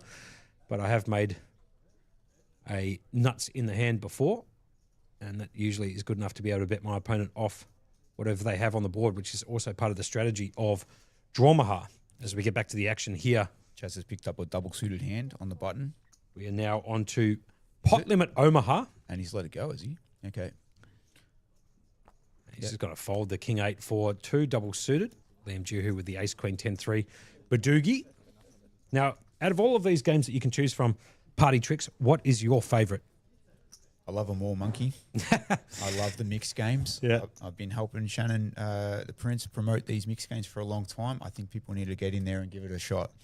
They're not hard to learn, and they're much, much more fun. Yeah, no doubts about it. So One of those guys that's like a genie. If you get 3 wishes, you're wishing for 3 more wishes, huh? You like them all, yeah? man, I love me a bit of stud high-low. I love some Omaha high-low. I love a bit of Badugi. I love drawing and peeling cards. I love all the games, and I especially love when we jump in and play a 10-game rotation. Every orbit, we change the game. It's great fun. Love myself some Melbourne Hold'em as well. Bit of PLO. Why not? Huh? You like them all. The pick of the yard, you like them all 25 plus, yeah? I think PLO is quite a hard game, so As it's just a raise and a fold. didn't get their cards there, unfortunately. But it's going to be a lot of that, guys. We're heads up. There's a lot of raise and take it. Jazz is quite short. You can see he's a 4-1 dog here. Liam had all the chips when he got to this heads up, so Jazz is looking for. He doesn't want to commit too many chips with hands that he's not prepared to go with. So. As CK comes into the chat on YouTube, as I smirk and smile a little bit at that comment in the background, it looks like Sonic waited a whole 30 seconds before jumping into the dealer's choice. He's obviously busted out of this particular event, gone straight to the registration desk here, which is fine. which a bit of it. Jazz has got 1 to a royal, Monkey. 1 to a royal. Yeah, sure. Why not? How's that work in PLO as a good hand? Or he still has 4 high cards connected, and he does block his own flush draw. But Ace King Queen Jack, Monkey, 4 to a royal. Well, I tell you what, if I think it's raise and take it. it's going to raise and obviously take that one down. Brad Goodman actually had 5 to the royal, made the royal flush at Crown Casino on, I believe it was Boxing Day in the Ultimate Hold'em. Not bad, Monkey. And took What'd that pay? And plenty. I don't want to say Big too number. much, but we're talking in the 7 figures there. Not much for you, Party Tricks, but for the majority of us battlers, that was a big payout for him. I think he might have had it up on his Facebook page, carrying a lot of chips, I should say, to the cage. Congratulations, Brad Goodman. Yeah, so took down the monster payout there at Crown Casino, I believe, on Boxing Day. If you guys have been in and around poker, you probably knew his old man who was TD on the circuit. Yep. Gentleman. Met him once. He final tabled. He TD'd a final table that I made, and he never forgot me. So just absolute gentleman. Good shout there from you, Party Tricks, as we have now moved over to one of my favourite games, Deuce to 7 triple draw. Liam's got a good hand here on the button. 3, 6, 7, 7 Jack. Now on a full ring, you want to be careful with these hands. You really want to start with a deuce in your hand, but heads up, the gloves are off. Yeah. You got to get in there, Monkey. Well said, I agree. As Jazz looks like he's coming along here, if not putting in a race, but we'll find that out in half a second. Liam's got a draw 2 and an important blocker. He's throwing the 7 away, which Jazz is probably going to want. Let's see. I haven't got Jazz's hand yet. For those people who are just logging in, you are watching the 10-game conclusion of the main event here for MGA. Have a look at this. These hands are just going to collide because Jazz has got a 2 draw as well, also with a blocker. Sure, fair enough. And for those people who are watching, the blue chips are worth 5K, the orange are worth 25K, and now Oh my goodness. recently introduced, just quietly, we'll get to that in a second, the green chips are now 100K as Liam Juhu absolutely spikes a 76. This is number 2, guys. This is the second best hand you can make. 7, 6, 4, 3, 2. Yep, number 2, and he is ecstatic picking up number 2, almost can't ever be beat. Obviously, with Jazz's hand, he can't He's actually, improve. He's got on a his lock 85. on his hand. He's got an absolute lock on this hand, as you usually would. What a peel there, just quietly. Yeah, 76, smooth. Number 2, as Party Tricks has alluded to, basically got this one locked up as Jazz would be drawing to an 85, which is obviously no good against the 76. So Jazz going to... Can't fault him for drawing here, Monkey, though. No, So, agreed. But can he get away from it here, Jazz? And wow, he it's does. a great fold. Look at this. Yeah, he does lay that Just lets down. it go. As I believe that he's shown, Liam Jew showed him the 76 too. So Jazz was drawing absolutely dead. Look at this. He's going to be very pleased when he sees Liam had him drawing stone dead. As Ali Mustafa comes in on the chat on Facebook Live. As you can see, Liam Juhu with a commanding chip lead here against Jazz. But Jazz is a short stack specialist and does know how to play all of these mixed game variants to an elite level up there with you, Party Tricks, and a good friend of yours. Yes, mate. We play a weekly game once a week. And, The old man's game, we do, as we call it. Typically called the old man's game with the Aussie Millions champion, Mr. David Gore. And sometimes we play with you, Monkey, when we get a chance. I wouldn't exactly call it play with me. I throw some cards in there and lose the majority of the hands that I compete with. But I do enjoy being around the boys, throwing some cards around and losing 1,000 here or there in some of those games. As we get back to the action here, as Liam Jehu picks up Look at this. 8-8-7-3-2, heads up. Jazz has come in for a raise on the button as well, Monkey. So off to the races we go. Now, Jazz's hand hasn't quite showed up yet. Hopefully he can put those cards over the reader so we know what we're working with. Liam's got a huge hand again. Yeah, he's going to be drawing to an 87. He's going to take 1, obviously. Picks up a 10. Wow, that's interesting. So Liam picking up a 10-8. Let's see what Jazz does. Jazz, I reckon, is going to take 1 as well. And he does, pardon me. Draw 2. Draw 2, sure. So assuming, of course, Jazz has 3 cards to a wheel, most likely in his hand, like a deuce 4, 7, or some sort of combination of that. 2, 3, 4, maybe. Let's see what Liam does here with this 10-8. To better raise that pre-flop, obviously he has to have 3 working wheel cards, I'd imagine. Jazz, he's a seasoned pro in this particular game, so Well, not necessarily, Monkey, because they are heads up, as I said. fair enough. You might have to play, you got to play more D2s. Liam's just going to check, so it looks like he's going to just continue drawing, unless he was going for a check raise. He could pat the 10. He might just want to continue drawing. He does have a smooth draw. What that means is he's not drawing to a straight. He can hit a 4, a 5, a 6, or a 9, which would make a better hand. Well said there from Party Tricks in the commentary box alongside me, Josh Monk. He could have led as well, put some pressure on Jazz being the short stack, given that Liam drew 1 and Jazz drew 2. This game, you do want to keep it kind of simple. If you're drawing less than your opponent, you can typically bet. And given Liam's chip position at the table, So it looks like we're going to get Jazz to be able to peel those cards up on the button. On the RFID button reader on the table. So we might be able to see Jazz's hand shortly and see what he's up against here. As Liam Jehu stands pat. There it is. So Jazz shooting for a 98. He's going to pitch the queen, I believe. yeah, Liam's checked and then stood pat. Maybe he was going to go for a check raise. So his hand actually looks very strong. You don't want to check and stand pat and look weak, but from Jazz's perspective, maybe Liam was going to check raise him. This would be brutal if Jazz picks up a 10 here just quietly. I believe he might have pitched the queen, so we might be slightly behind here. I believe he's probably pitched the queen and shooting for a 98-7 low, which would win if he can find a deuce 3, 5, or a 6 for that matter. As he looks up to the sky, He's thinking, what should I do here? what should he do? He's just going to let it go. I think that's a good fold. You don't want to draw dead in this game, Monkey. Yeah, I draw dead quite a lot, but yeah, I tend to agree with you. You want to be live. And so obviously Liam Jehu takes that one away from Jazz with his 10-8-7. Smooth. Deuce 3. We are playing at the moment deuce to 7 triple draw, one of the best games of all time. If you like squeezing up cards, Baccarat styles, this is the game for you down here at the PlayLive Melbourne headquarters at 129 York Street in South Melbourne. I'm Josh Monk, a.k.a. Monkey, in the booth with the one and only Party Tricks. Eugene sitting in for the big man who just left me a few moments ago downstairs in Matty Gin, also known as Matty Gin and Tonic, G&T, or MG, who's down there playing the 25-game dealer's choice. As Chaz gets a walk. Beautiful. Jazz gets a walk. Jazz But gets a when you're walk. sitting on the short stack, Monkey, it's a good feeling, you know. No doubts about it. I'm always on the short stack, so I love a walk.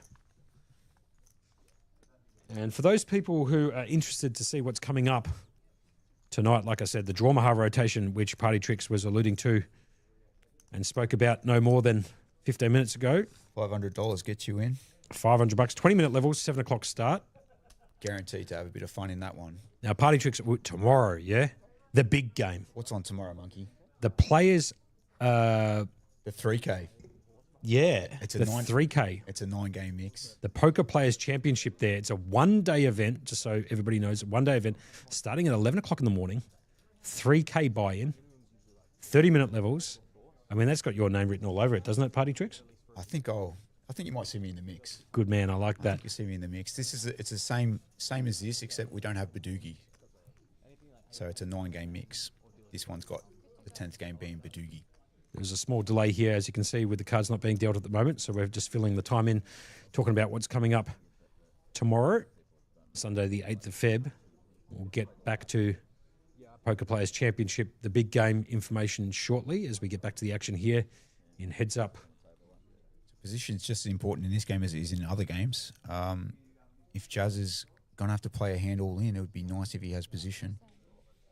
So as you can see, Liam Jehu with a huge chip stack could polish Jazz off shortly, unless Jazz can Looks like a game pick up some change. hands. Game change, Monkey. Omaha High Low. Right, well, one of my favourite games, so we have gone over to the Omaha High-Low portion. Looks like Jazz is giving him a walk. It's a good game if you're a short stack, being that it's a split pot game. Sometimes if you miss out, well, if you have a two-way hand, you might miss the high, but you back out a low. So Yep. Great shouts there. So the big game for the Poker Players Championship that starts tomorrow at 11 a.m., 3K buy-in, is the exact same rotation of games as this one on the screen, with the exception of Badugi not being included. So it's a 9-game mix tomorrow, starting at 11 o'clock in the morning, 3K buy-in, 30-minute levels, and that's for the Poker Players Championship.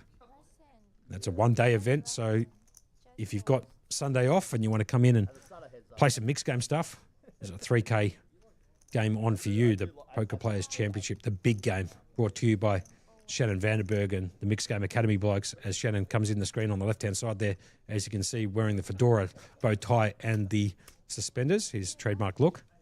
And then at 6 p.m., just quietly, Party Tricks. what's on, Monkey? Mate, we're talking about the Hitman. The Hitman. The Brett the Hitman, the Heart, yeah? 6 p.m. tomorrow, $750 buy-in.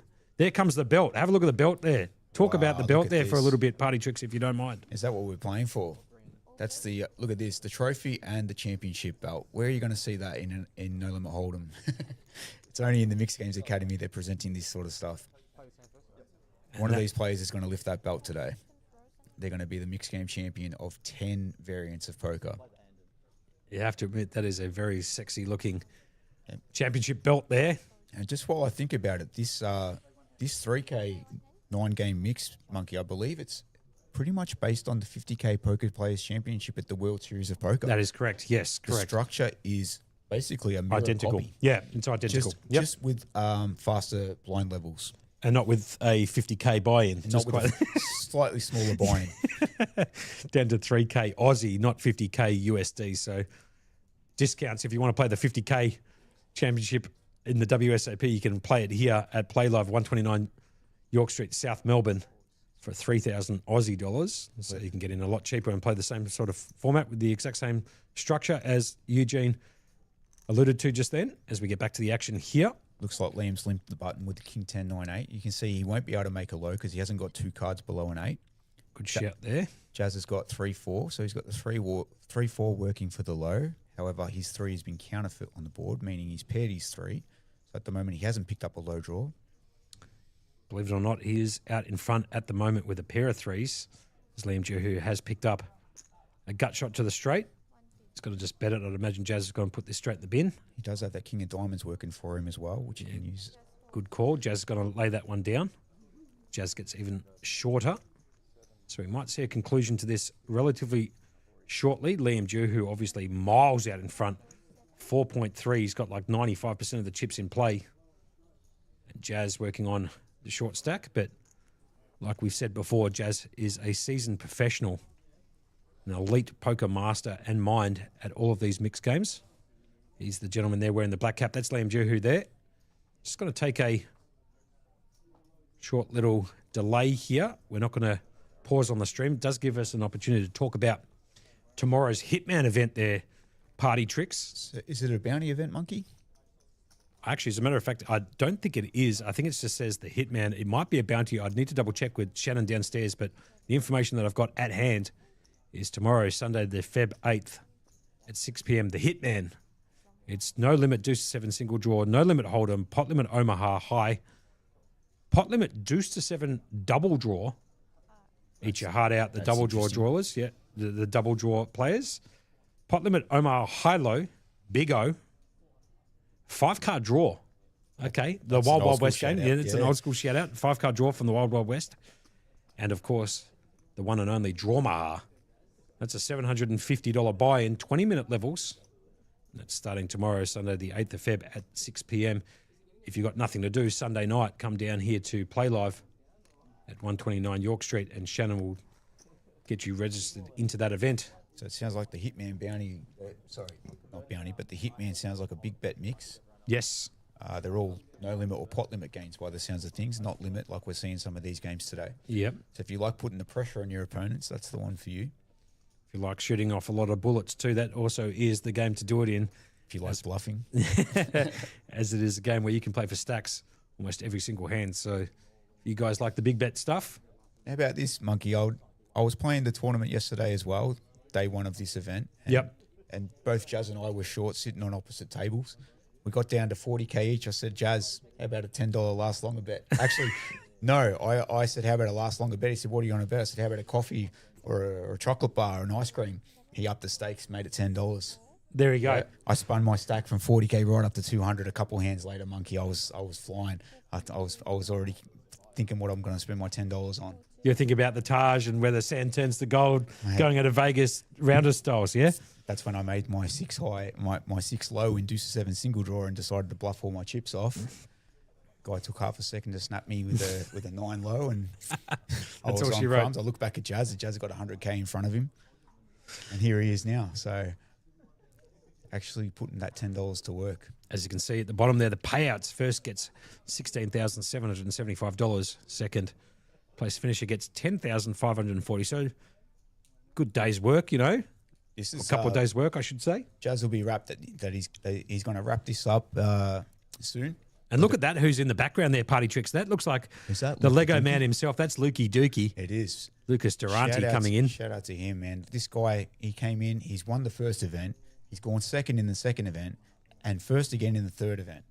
Absolutely Steamrolling dominating the field. series. Yeah, good call. So he's most likely going to be jumping into that 25-game mix that we were talking about that kicked off today at 2 p.m. The dealer's choice. It's a 25-game plus. So there's a ton of different variations of poker you can choose from as in that dealer's choice. It's a $500 buy in 20-minute levels. Might be able to get some information about that whilst we are pausing here for a second about when late registration for that finishes. So just bear with me, Party Tricks, if you don't mind. But the Mixed Game Academy, I'll let you guys know, Shannon Vanderberg is running the Cock of the Walk. It is back for this series. What is the Cock of the Walk? It is the player of the series, but the Prince does it differently here. The Cock of the Walk. There is a trophy for that. And at the moment, Lucas Durante way out in front. Right, got all the points, yeah? However, whoever wins this is going to be in contention. There's still a couple of events to go, so it's not a lock.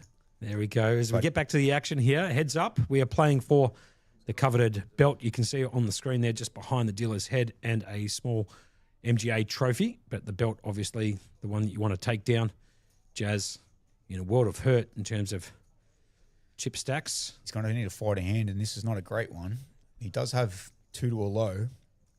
This is Omaha High Low for those people just logging in to see the conclusion. We are playing Omaha High Low He's as he gonna folds let that it on the go. button. Yeah, he had a suited queen. It's Liam's hand was much better, as you saw. Queen Jack 6-3 double suited. Jazz is going to have to find a hand here. He's going to have to go with something. How about ace anything monkey? Yeah. Ace. Good. Ace is very strong in this because it's a high and low. So at the moment, Jazz, being as short as he is looking for ace and 3 random cards, and he's ready to go. No doubt. As Nick Mooney comes into the chat there on Facebook Live, thanks for joining us, Nick, saying, unsure who I'm going for, to be honest. Pardon me. 2 of my good friends battling heads up. Good luck to both of them. Obviously, Jazz in a world of hurt at the moment, but He's the one, see? He's got the ace, king, queen, 6 with a nut suit and an ace 6 low draw. Very good. Liam also has 4, 5, 8, 9. He's got a low draw working, which is actually slightly better than Jazz's. his club's not working for him. Obviously, you can see Jazz got the working ace, queen of clubs here, so Liam probably needs to fade a few clubs on the flop, but Liam has been sun running all week, and especially in this particular event, as you can see from his massive chip stack. So The equities are very close, as you can see on the board there. Basically a coin flip.